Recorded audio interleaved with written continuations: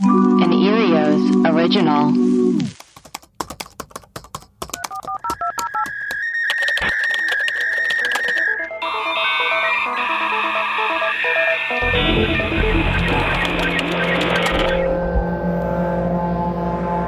Hello, and welcome to part 2 of our Flat Earth episode. Here's our interview with Mark Sargent. Hi. We can hear you. We can hear you. Hey, there we are. Hi, Mark. How are you? I'm good. How are you? Good. Thank you so much for coming on. We appreciate it. Cheers. So we just we're doing an episode on Flat Earth and kind of the whole movement, and we know you're kind of like the king behind it. The champion of the movement. So we would love to just like ask you some questions. Yeah. First things first, how did you get into the Flat Earth movement? Sheer boredom. That is how I got into it. Not kidding. No. In 2014, it was a pretty boring summer, and if you are a techie, Yeah. and I never got married or had kids, so I had a lot of free time on my hands. So I'd gone through pretty much the A to Z of all conspiracies. Yeah. And in 2014, everybody knows about Flat Earth. Everybody's heard of it. I've never run into a single person that said, "Oh, Flat Earth, what's that?" And I said, "Oh, do I have to look at this? Fine, I'll look at it." You know, you remember that line from Ferris Bueller, you know? Totally. He'll call. And so I did. And I said, and after I thought I could knock it out in a weekend, and I couldn't. And then weeks went by, and I was kind of pulling on these threads. I was going, "Oh, man. This thing, I really shouldn't keep doing this." And 9 months later, February 2015, I had my Jerry Maguire moment where I just woke up in the middle of the night and I said, "You know what? I'm going the other way on this. I'm going to put a series of videos out there saying, I absolutely can't prove the globe anymore. I think it's flat. Shut me down." And put my contact information, which was so smart to do. That's how we got you. Yeah. And then 5 years later, and 3 books and a documentary and commercial and all this other crap. And yeah, here I am. Wow. So if you could, like, in layman's terms or just your elevator pitch, what is your justification for Flat Earth, or your just like dismissal for round Earth? Okay. The short. Okay, I'll give you the hopefully super short version. I know you guys are pressed for time. Oh no, we're not pressed for time. We just want to be respectful of your schedule. Okay, well, hang on. I'll get my packed lunch. An afternoon out of this. All right. So the short version for anyone who's never ever heard of this is that you are not living on a tiny little rock that's flying through space at impossible speeds in a ridiculously huge universe. You are living in a building. Basically a structure, a Hollywood soundstage with walls and a floor and a ceiling. And it's so big that even our best and brightest didn't figure it out until about 1960. And when they did, they said, "You know what? Civilization's already built. There'd be too many ripples, too many shock waves that would go through. Let's just keep a lid on this thing, so to speak, for as long as we can." You want my top 5 arguments? Yeah. Yes, Great. absolutely. Okay. Top 5 arguments that I threw. In fact, I'll give you the top 5 that I gave to a Georgetown physicist. There was a German television team. Says, "Oh, we got this guy for you." It's like, okay. So he goes, "But we're gonna," because scientists are notoriously dry. 1 syllable, 2 syllables. Yeah. Except for Neil Tyson, Brian Cox, and Michio Kaku. They're all really, really boring. Not Bill Nye. So- Bill Nye's a fun guy. Yeah, but he's not really a scientist. He's got a bachelor, but you would know that. He's got a bachelor's in mechanical. Well, actually, he has a Bachelor of Science in Mechanical and Aerospace Engineering. And that's it. And yet he is on every freaking panel, from the Mars rover to global warming. I don't know. I could spend an entire day on Oh, it. wow. Let's not. We'll have to have you on again. Okay, so if you wish, sure. And so there was this physicist in Georgetown, and the German television team said, "Okay, we're going to record you asking 5 questions, and then we're going to take that video and give it to him. That way you guys aren't talking over each other. And in fact, you guys will never talk." It's like, all right, fine. I suppose that's one way of doing it. It's pretty smart. So they said, "Come up with 5 things that you think could stump the physicist." It's like, okay, here we go. Ready? Long distance photography. If the curvature of the Earth, you're looking off into the distance. One of the most common arguments is, well, we see boats going over the horizon. They go over the horizon because, That's it. There's the curvature of the Earth. It's 8 inches per mile, or 8 inches per mile squared, which means at 3 miles, it's 3 times 3, which is 9 times 8 is 72 inches. At 10 miles, it's 800 inches. And at 50 miles, it gets really out there around 1,700 feet.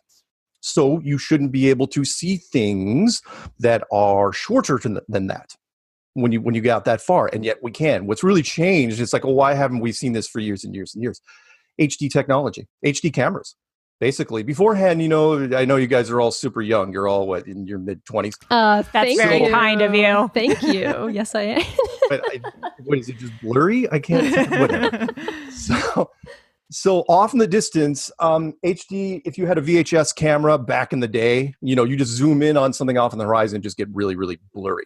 But nowadays becomes crystal clear. Well, that's a problem. If you're looking off at something, you see a boat at 30 miles, it's a fairly small boat. That boat should be on the other side of the curve. It should be on the other side of the hill. And that's not the case anymore. In fact, we put the proposition to anybody in science, like, show us any object that's less than 150 miles away that we can't see. That's number one. So we did some fact checking, and this is incorrect. You can't see 100 miles out to sea or anywhere else because of the curvature of the Earth. The Earth is massive and thus takes an extremely long distance to curve away from you. Larger circles have wider curves, which we all learned in geometry, and the Earth has a radius of nearly 4,000 miles. So a mere 100 miles is barely a fraction of that, hardly sufficient distance to curve more than a few degrees out of view, and that's being generous. So if someone were elevated above sea level, or some object was above sea level, then the visible distance would be more and can be calculated. Number 2 would be gravity versus the vacuum of space. Yeah. Right? You drop something, this little cap right here, it falls to the ground, right? Why? Because of gravity. Well, there's a problem with that, and that is the atmosphere. What you're breathing in now, right? It's oxygen and mostly nitrogen. It's 80% nitrogen, a little bit of trace gases, right? So let's do a little thought experiment for you. Let's say there's a second floor, and everywhere you are, there's a ceiling above you and maybe something above it. Let's say you put a small vacuum chamber above you with a little valve, and you pop that valve. What happens? Instantly, violently, the air will equalize right off the bat. The air in your room will go up there. Okay. Well, why? Well, because the vacuum is very, very powerful. You can do that. Even taking a soda, sucking a soda out of the bottom of a glass, right? Why doesn't the soda stay in the glass? Well, because the vacuum force that you created from your mouth, it goes into your mouth, right? Vacuum, nothing beats a vacuum. It's very, very powerful. Mm-hmm. Well, the problem there is when you go outside, why is our atmosphere still here? And you say, well, because it's gravity. It's like, really? Because there's a huge, huge, huge vacuum force supposedly in space. And yet our atmosphere stays here. And you're going to say, well, it stays here because of gravity. I go, you mean the same gravity that couldn't hold the air in your room instead of going upstairs? Huh? Maybe. Our fact checking showed that this is also incorrect. So people usually ask this question based on a misunderstanding of how vacuums work. We associate the word suck with vacuums, but that's not what vacuums do. It does not suck the air. It displaces the air. When a vacuum is quote unquote sucking up something, it's using a lack of force. So what causes the air pressure? It's gravity. So as you move further from the Earth's surface, the air pressure goes down, and with lower air pressure, there's less force applied towards the vacuum. So remember that there is no line around the Earth with atmosphere on one side and a vacuum on the other. The atmosphere just grows thinner and thinner the further you go out into space, so the air pressure goes down and down until you eventually have none. So that's why astronauts don't get sucked into space. And we don't get sucked into space because gravity is holding the Earth's atmosphere in place. Third one is an eclipse shadow. If you saw the documentary, you would have noticed this. The moon is supposedly 2,000 miles wide, and yet the blackout zone that crosses wherever you're going is only 70 miles wide. Really, really, really small. It's like 90-something% smaller than the moon. And they say, well, that's because the shadow convexes down into this, like a magnifying glass, only with shadows. And it's like, okay, that's fine, except that we don't see the opposite of that, meaning the Earth is supposedly 8,000 miles wide, and that passes in front of the sun. Why don't we see a blackout zone on the moon that's only 250 miles wide? We never see that. We either see the whole thing blacked out or we see it in red. The thing should turn into a giant eyeball, and we don't see it. And it makes much more sense in our model because we say the moon and the sun are only about that wide. Fourth one is a real weird one, but you guys can test it yourself. The moon temperature is cold. And I know it doesn't make sense when I first say it like that, meaning the moon generates a cold light. So if you're in the sun, are you guys all in California? Yeah, Los Angeles. You might want to get out of there before the end of the year, by the way. It's going to get really, really weird. But that's a whole other topic. Why? What's going to happen? What's going to happen? Mark, what's going to happen to us? What? No, I'm just saying that that depending on, how the election thing goes. Well, yeah. Sure. Yeah, it's going to be. I mean, I'm not saying it's going to turn into the whole. I know you guys aren't old enough to remember the whole Rodney King thing, but I mean, there were like 1,000 fires set in Los Angeles during Rodney King. You know what? Let's back to the thing. So the moon is a cold laser light. So what happens? So if you're in the sunlight, let's say it's 90 degrees in the sun. Well, it's 80 degrees in the shade. Why? Because whatever object blocks it in the shadow, it's cooler in the shade. Always, always, always, right? Yes. Except when you're in the moonlight. It's the opposite. So if it's 50 degrees in the moonlight, it's actually 60 degrees and up to like a 13-degree swing. It's warmer in the moon shade. Well, that's impossible because remember, the moon is supposedly reflecting some of the sun's light. At the very least, it should be neutral. It should never, ever go negative, and not by that much. Our fact-checking show that this is also incorrect. So the moonlight does not cause an object to get colder. It's the object in the shade that gets warmer. So when an object or a surface is covered or shaded with a hand, a roof, a tree, or a cloud, it radiates less of its heat into the night air, and it will become slightly warmer than an object or surface that is exposed to the open night sky. So actually, the moon's light, which is of course reflected sunlight, doesn't have anything to do with it at all. It's all about radiative cooling. So temperatures of surfaces under an unobstructed night sky will lose more of their heat than surfaces with obstructions, roofs, trees, or clouds over them. And this happens even on nights when the moon isn't even present, which makes it harder to see, of course. So when an experiment seems to show cold moonlight, flat earthers claim that it's proof, but they don't take the time to research what is really going on. Anyway, those 5 things I threw at the physicist, and he folded instantly, like a card table. He said, yeah, we're not doing this. And the Germans packed up, and they said, yeah, we can't run the segment. That's it. It was done. It was over. And no scientist has ever addressed it ever since. Ta-da! Good night, everybody. Roll credits. That's crazy. But that was part. Let me throw one more thing. Those questions were kind of part of my journey when I was going through this thing. I loved the globe. Mm-hmm. I collected. I was weird.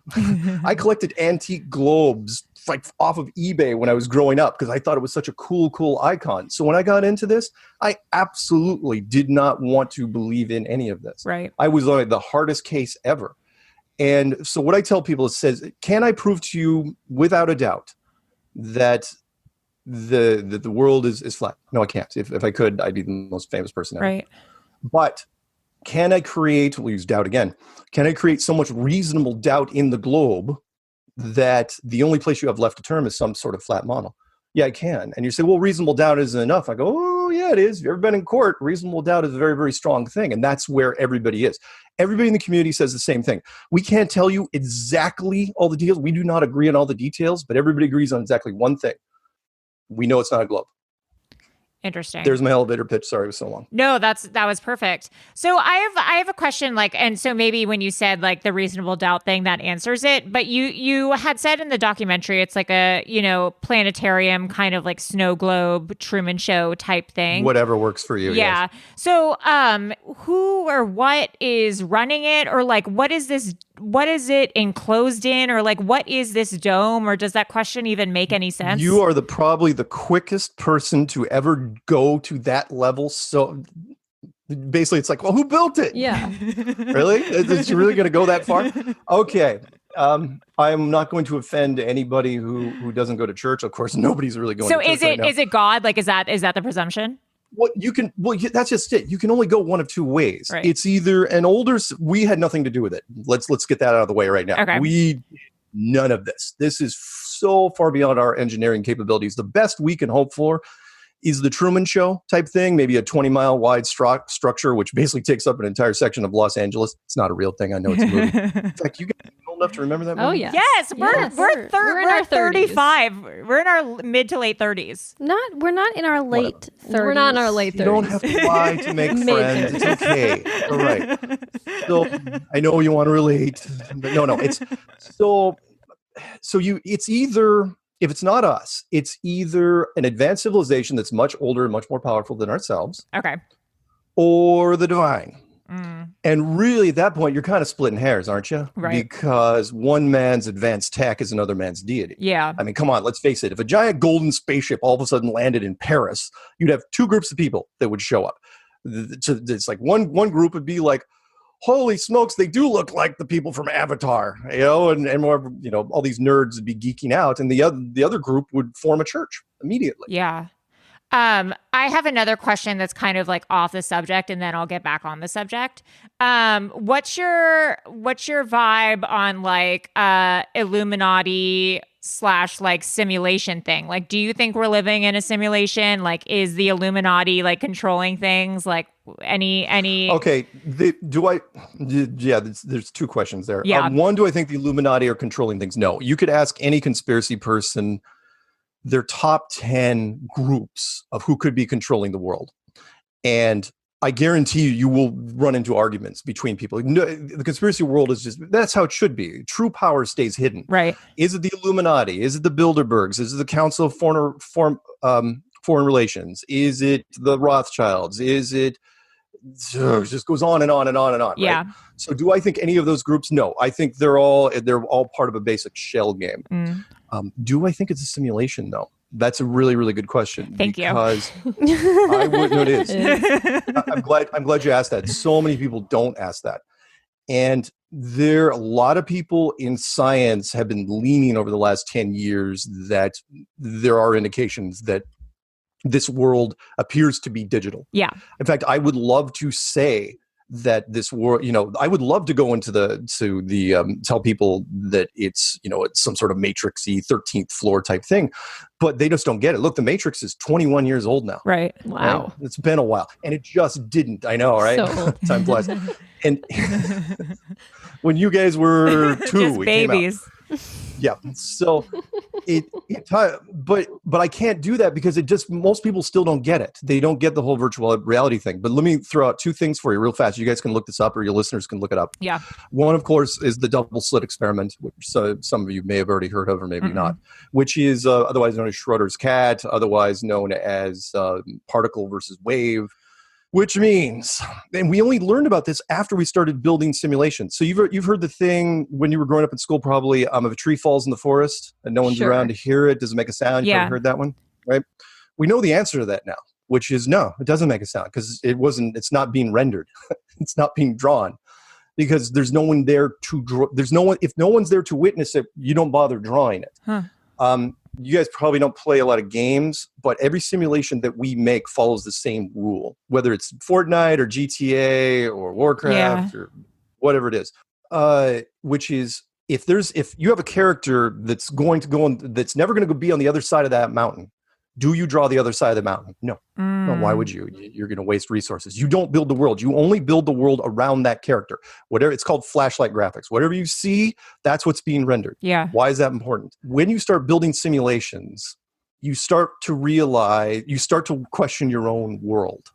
You know what I mean? Yeah. So as you start building simulations, all of a sudden you start looking around going, start knocking on walls and crap. Right. and it's real. And what we found out in the double slit experiment is that when you're not looking at something, it's like, you ever done that thing where your friend's not looking at you and you make a face at them and then they turn around, you're stone cold, yes. Right? That happens to us all the time in the physics world. So if you're basically whatever's behind you right now is not being rendered at its full capacity. It's not being drawn as clear as it can be. And scientists figured this out accidentally. So what was happening was they had a camera. They were firing these particles through this freaking wall. And they turned the camera off, and the particles started going off in different directions. Basically, they were acting like a wave. And it's like, you talk about turn the camera back on and start acting like a particle again. Huh. And basically, it is what we are doing in simulations. Yeah. But the other thing, let me throw this at you real quick. Yeah. which is goes into the simulation thing. Look up an experiment called neuroscience versus free will. Brilliant experiment. Okay. Scientists get bored. They stick electrodes on people's head and sit them in front of computers and monitor their brain waves, right? They don't go into their head, just tape things on. And they were saying, okay, we're going to put electrodes on your head and you're going to hit a number on the keypad. We're going to watch your brain waves. And they said, okay, also, just for the heck of it, we're going to have you pick a number, but as you pick that number, before you even hit the keypad, watch the time and set in tenths and tenths of seconds, right? So if you think of the number 3, right? Just then you thought of the number 3, right? Well, this is where it gets weird. So you're about to pick a number 9, right? Mm-hmm. The computer knows when you were going to pick the number 8 seconds ago. Whoa. Because it can actually see the brain waves be ramping up. And you're saying, well, that's impossible. I just consciously thought of that number for the first time just now. It's like, no, it's not. And science has a really, really hard time with this because they were the ones that came up with it. And because what it does is it screams predestination. Yeah. Which goes into it. And I'm sorry I'm talking so much. No, I love it. Which is this. Are you living in a virtual reality? Or something that I came up with a few years ago, which is, are you living in a virtual movie? Which you already made the decisions before you came in.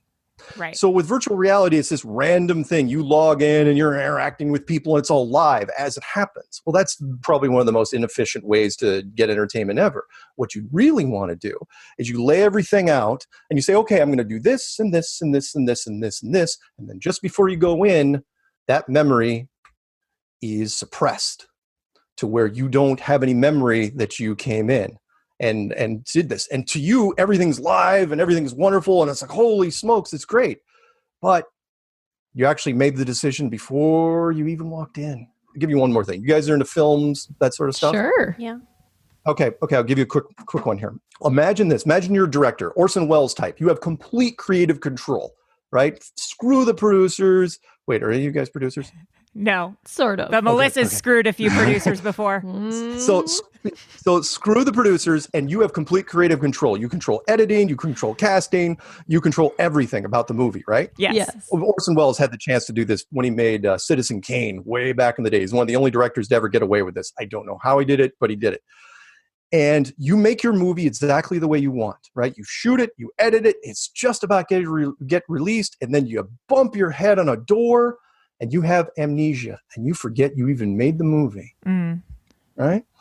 You go into the theater to watch this movie. Well, everybody else, they're watching movies, go, yeah, it's a movie. But to you, it's the greatest movie ever. Right. Because you chose everything. It's like, wow, I totally would have cast that person. I totally would have made that editing. The music's perfect. All this stuff. Because all you had to do was suppress the memory. Have you heard of the Akashic Records before? Yes, but remind me. Okay, so this is, I mean, it's a similar idea, but it's like a new agey idea to what you're saying about this movie thing. But like the Akashic Records says that our soul predetermines, like there's like this book of records where everything that we have done and everything that we will do in our lifetimes is already predetermined and pre-written. So like when our soul goes into a lifetime, our whole life has already been determined for us, that we've already chosen it, that we've like kind of signed up for it. So then we go, we don't remember what our life is going to be going into it, but we enter into it and our life is already like predestined for it. Perfect. Absolutely. Yeah. Absolutely. There's what's that old saying? You can't have your cake and eat it too. Right. Very similar to this. And people say, well, it's a dead metaphor. It doesn't mean anything. It's like, no, it does. It's not that you can't have your cake and eat it too. It's that you can't have your cake, eat it, and still have your cake. Right. Meaning, if you came into this world knowing in advance what was your previously, this world would mean nothing. People would just start throwing themselves off of bridges like lemmings the first time anything got hard. Yeah. Mm-hmm. Right. Well, the third season of Westworld is kind of what you're talking. Do you watch Westworld? I didn't watch the third season because everything just started. It was I don't think shitty. It was ever supposed to. Yeah. Well. But the third season of Westworld was this concept where like the program that determines our fate kind of malfunctions and everyone finds out what their fate and their destiny is, and it leads the world to chaos because everyone knows like when they're going to die, what's going to happen to them in their lives and everything like that. So it's like, what's the point of living when you already know exactly what your life mapped out is going to be? Since we're going down this road, I totally detoured the conversation. I'm so sorry. No, it's fine. No, let's do this. Let's do it. Since we're going to go down, because eventually you're probably going to ask this, which is, what is the meaning of life? Yeah, sure, let's do it. Sure. What's the meaning of life, Why Mark not? Sargent? Why not? Because we can segue into this. Okay. And if you want to go back to flat earth stuff, that's fine. Which is people say, well, okay, well, why were we here? If it's virtual and it was created, and you could sort of do a flat earth thing on it, which is okay, why was it built? Yeah. Imagine this, because my answer has always been the same, which is this world is really unique. If you look carefully, it is 99.9% conflict, meaning it doesn't matter how beautiful, how talented, how powerful, how rich you are, which I'm sure you guys are all of those things. Yes. You still have something to complain about. Yeah. Meaning you have a 110-room mansion, you're complaining because people are making long distance calls. If you're a model, you're constantly looking in the mirror. If you're rich, you want more money and more power, and so on and so on.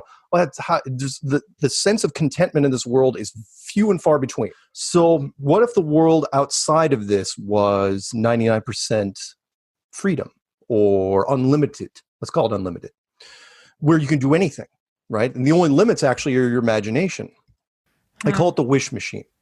And you guys, I throw this at people every once in a while, which is, let's say you had a wish. I'm a genie. I give you 3 wishes, and you're clever. You think, oh, I'll wish for more wishes.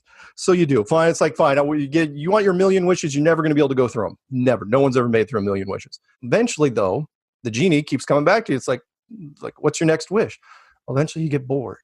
And then you come to the genie and go, oh man, I'm out. I'm so tapped. I got nothing. And it's like, what, can you help me? And the genie goes, yeah, I can actually. It's like, what? Well, there's this place you can go. It's the exact opposite of this. It sucks. It's this misery and suffering, and you have to stay there for like 70, 80 years, give or take, depending on your level of suffering. Well, and it's like, oh, that doesn't sound fun. It's, yeah, but when you get back, you will relish this place like it's brand new. Mm. Or almost brand new. And it's like, what's the catch? The catch is, you're not even going to remember you asked me that. And it's like, you give him the okay, he snaps his fingers, and here you are. And it's cyclical. And I know different religions have talked about that in different ways. But that's what I kind of feel it is. You go here, conflict, go out, and unlimited. And back in and conflict. Yeah. I can understand that from some perspective, that like maybe our purpose here is to like learn gratitude for whatever is beyond this or something. What you just said, it's learning. It's like a school. This place can only be one of 3 things. It's either entertainment, confinement, or educational. Well, it can't be entertainment because not that many people are having fun. Or is there something bigger than us that's having fun? What is something bigger than us entertained by us? Could be. Absolutely. Why waste it? Efficiency functioning on multiple levels. Sure. Why the hell not? I don't know, man.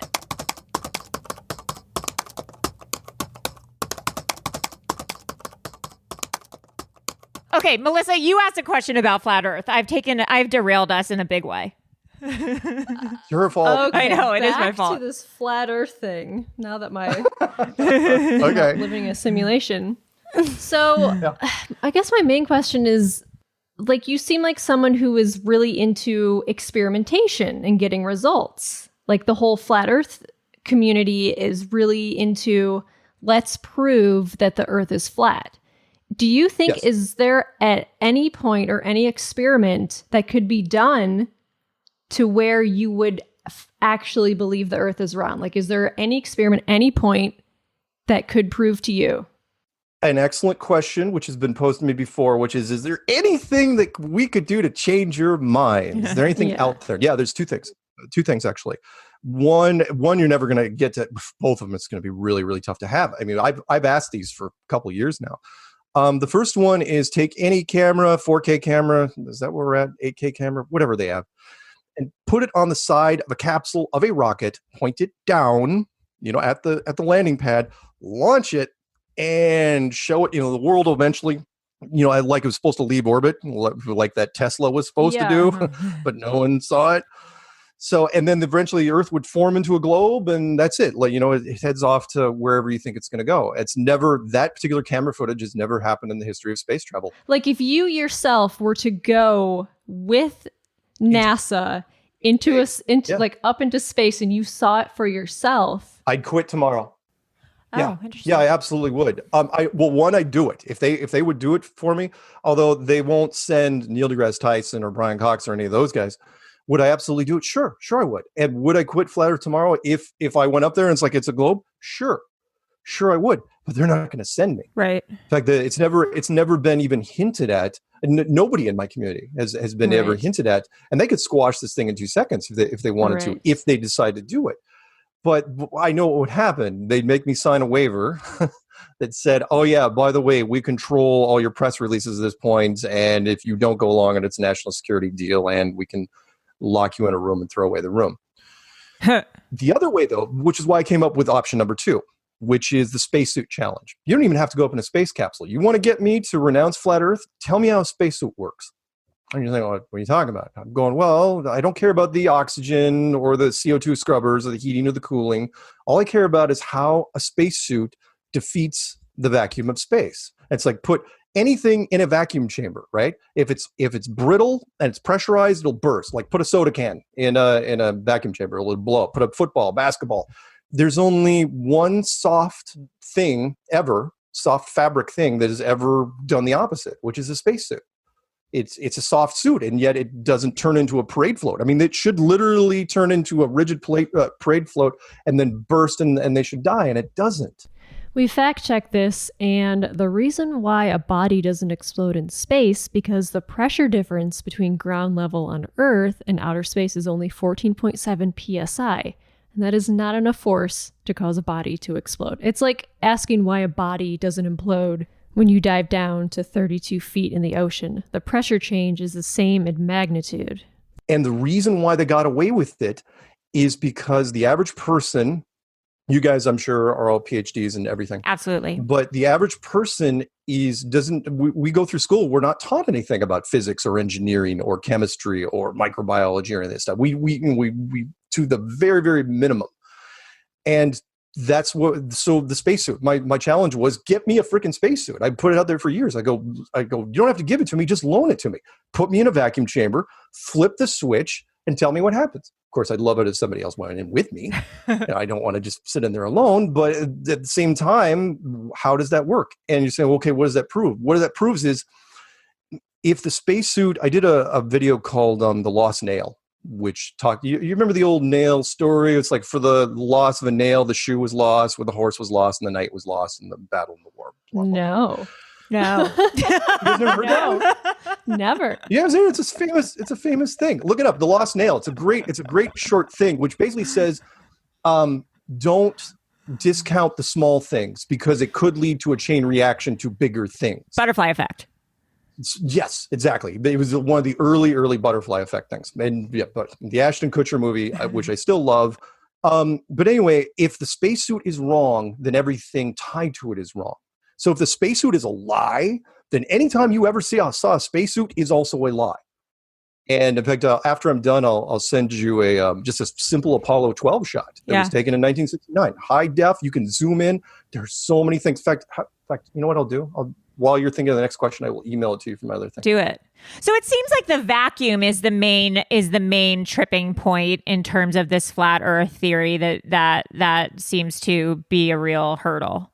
It's got to be this. It's number 2 on the list. Number 1 is long distance photography. Number 2 though is the vacuum. Okay. Mm-hmm. I have a question though for the camera pointed down thing. I mean, there are plenty of videos of rockets with cameras pointing down and then you seeing the not leaving orbit though. But no. There are. It's funny you mentioned that. You are absolutely right. There are cameras that point down, but they're always like on the first or second stage of the rocket. I don't know why. when they get up the first stage, either it kicks off and it spins away, or it's on the second stage where it kicks off and spins away. With the only notable exception is the Tesla Roadster in space, which for whatever reason, they never showed it. So they followed booster 1, booster 2, and then they cut to car. It's like, then all you saw was the shot of the car. And I'm going, where's the Falcon Heavy? Where's the rocket delivered? Where's the thing that was tumbling down? Where's all the footage from the launch?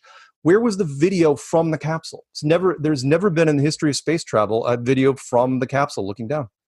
What's the problem with this spacesuit? We'll put this up on our Instagram and our Twitter. So go through you mean with that photo or just with the photo, with everything? Okay. Tell us the problems. Okay, so this photo is, and remember, this is an undoctored, just a random shot from Apollo 12. There are plenty more like it. Okay. First off, you guys into photography at all? Sure. One light source. Shadows go in one direction. How many light sources on the moon? There is one, because it's the sun. How many directions the shadows going in? 4, at least. Why is that? No one wants to talk about it. Second thing would be all the footprints, except underneath that giant rocket nozzle, which supposedly landed. That thing's got 10,000 pounds of thrust. At least that's what the specs say. There's no blast pattern. There's no splay pattern underneath that thing. I won't even get into the no stars in the background thing. There's no stars on any shot on the moon ever, because they say, well, it's an exposure setting. It's like, fine. I know you keep hyping about the exposure settings. Didn't you think you'd take at least one roll with the exposure setting set so you could see stars? But no, the astronaut said, no, we never saw any stars. The reason why there's no stars ever is because mathematically back then it would have been way, way too hard. I give them credit for that. So do you think someone made this on like their computer? Or do you think that this was like on a soundstage, or what do you think? Oh, soundstage. Okay. Soundstage, absolutely. I just have a question that it's been like bugging me. It's just that at a time where believing science is like very critical to our species, like global warming, and like there's so many conspiracy theorists, so many like QAnon people.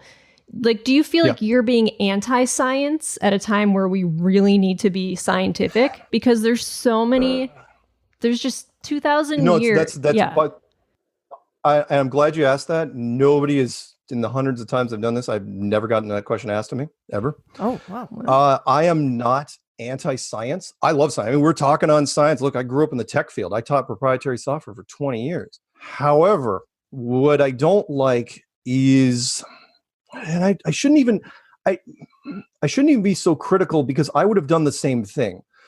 I believe that power corrupts, but I also believe in what's known as the greater good. And you've heard that many times. And that is, do the ends justify the means, no matter what the means are? Does the end goal justify it? If you knew in 1960, if you figured it out in 1960 that this world wasn't what you thought it was, would you tell the public? It seems like an easy answer at first. It's like, well, truth. We need to tell the people. People have the right to know. It's like, yeah, but then you look at what might happen, right? I mean, by 1960, everything's pretty much, the concrete has dried. Civilization, we've got, you would basically create huge amounts of upheaval in universities. The stock markets would have to be suspended. Oh, and the main 5 religious houses of the world, Judaism, Hinduism, Buddhism, Islam, and Christianity, you're all telling them to show restraint and not go after science. So I'm kind of mixed with that question, which is, look, I'm not anti-science, but at the same time, look, I call it as I see it. And that is, I'm a big believer in plot holes. That's one of my things. I will watch a movie. We've all done it. We watch a movie, we're invested in the movie, but then they keep screwing up the writing. It's like, oh, why did they do that? And that's out of character. That doesn't even make sense. Enough of those, and eventually you're like, I'm just not into this movie anymore. You either turn it off or whatever. And as I was looking at this, as I was watching, our space program and everything tied to it and how our Earth was defined, I just started looking at the plot holes. And eventually it's like, I couldn't take it anymore. It's like, all right, here's what I see. And so I'm not trying to deliberately do anything against science. I'm not.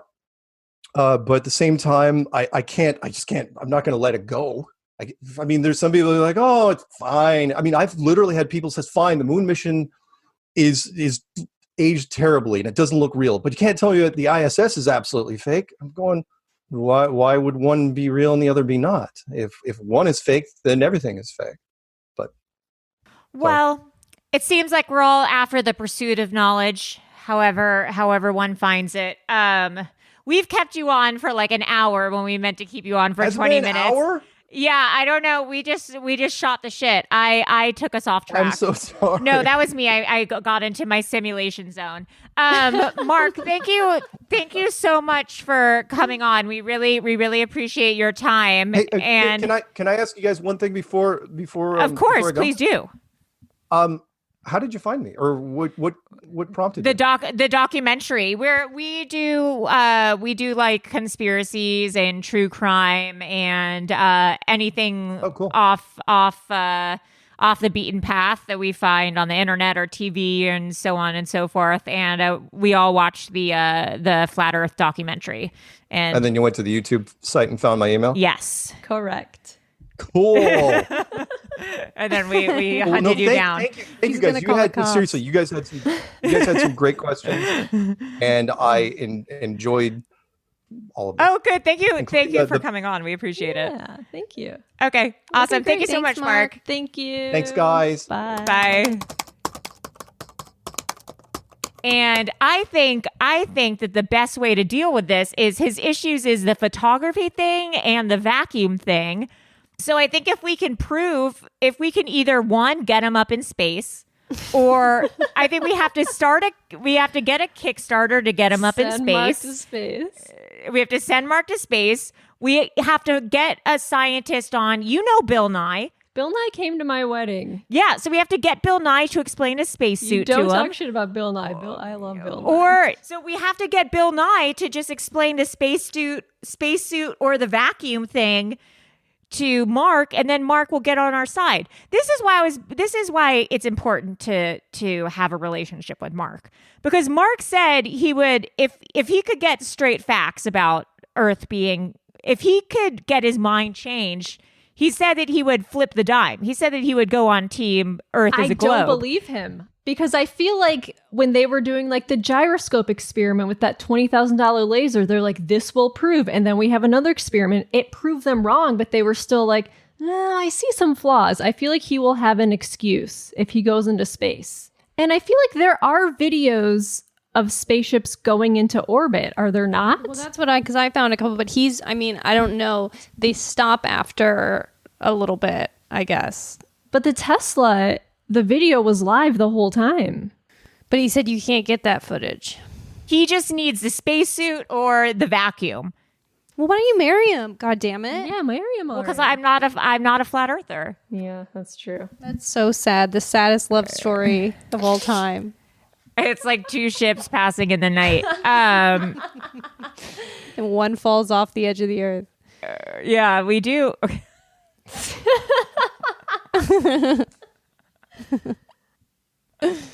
I do like his simulation ideas, though. I mean, like, people are, we talked about, my brother even had some weird simulation ideas. Scientists are more and more believing it's a simulation. I don't know if I believe that. I think there is something weird going on, but I don't know. So I was reading about theories on why people do believe this kind of stuff. And there's this thing called the Dunning-Kruger effect. Yes. And it's a psychological finding that people who don't have knowledge or expertise about something tend to have a false confidence that they are, in fact, very knowledgeable about something. Like they're too ignorant to realize that they're not smart enough. It's like an ignorance of ignorance. Well, it's like a delusion of grandeur. Like I'm smart enough to realize that I don't know everything about physics or whatever. Like I recognize that. I can't explain gravity or whatever. Like I'm smart enough to not realize that. But people who believe this, they think that they are smart enough and they do have all the answers. That's like, well, that's why I always question like everyone, like anyone that's like, this is the way it should be. And like, it's just like, that's why I believe scientists. It's why I believe scientists, but not politicians. Yes. Politicians are liars. You know what's crazy is we are living in a simulation, though, because I was looking at this mental hospital in Chicago from like the late 1800s. Like the last 2 days I was looking into it, and you just said the word Dunning. The name of the institution is Dunning. Yeah, we're in a simulation. So this is like, Oh, so now you're changing your tune, Melissa? I do think that there is some sort of simulation thing going on. Like there's too many like coincidences or I do think I do think we have the ability to some sort of like create our own reality. I certainly don't think we live in a flat earth, but I do think that there is some sort of like psychic reality. I just think it's like it's okay to be skeptical. Like that's great, but when you find the results, you can't deny them. Like if it's scientifically proven over and over and over again, and you start making excuses, that's like, well, then you don't believe in science. Yeah. That's the whole science is like experimenting and finding results. That's what science is. It's the method, baby. That's the scientific method. We know what we have to do. Stay in solution. We got to get him to space, or we got to get Bill Nye to explain the vacuum or the spacesuit to him. We got to make shirts that say "Send Mark Sargent to space." So if you have any like ideas about like flat Earth, what's going on, if you know how spacesuits work, vacuums, not the kind that women use because we belong cleaning houses. Since I famously hate women. Any of that stuff. I mean, I think we just want to firmly take the stance. So we are like pro-science. We think the earth is round, but we are open to other ideas and seeing other people's points of view so that we can try to change them for the greater good. And we thank Mark for coming on to tell his viewpoint, even though Melissa's steamed. I'm fine. Melissa's fine. She has smoke coming out of her ears, but she's fine. She's like a cartoon. I'm just kidding. She's fine. She's a cartoon ball. What's the name of that? Oh, no. What's the name of that? The rap. That's the name of the rap. That rap. That flat Earth rap. Anyways, I'm Allie, the Matrix Siegel.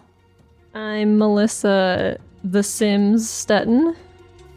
And I'm Maria, Westworld Blasucci. Westworld Season 3. Oof. Bye. Bye.